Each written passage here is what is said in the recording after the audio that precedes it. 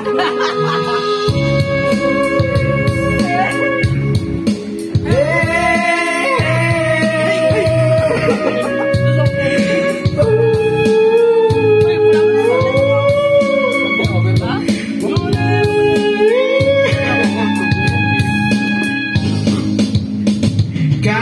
po na nakaupo, bukan nyo naman tumayo, at baka matanaw ninyo ang tunay na kalagayan ko.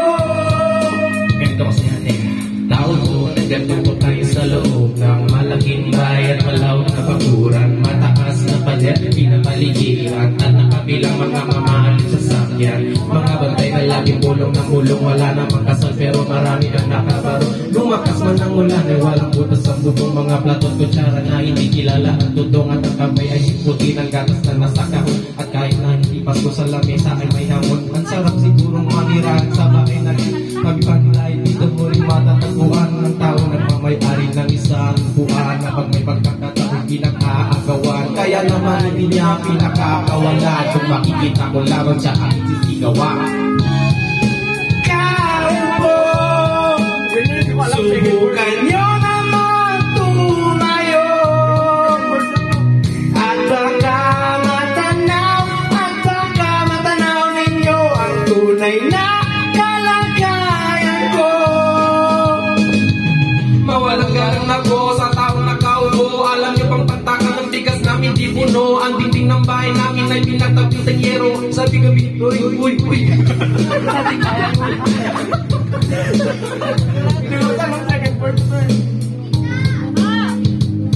na nagsisilbing kung sinasabaga ang banyang. Oh, 1, 2, 3, 1, 1, 2, 3, 1. Yung si Maiko, alam niyo yung Maiko. Hindi mo kuha. Ikaw to, hindi mo ba makuha? Yan yung part na yan.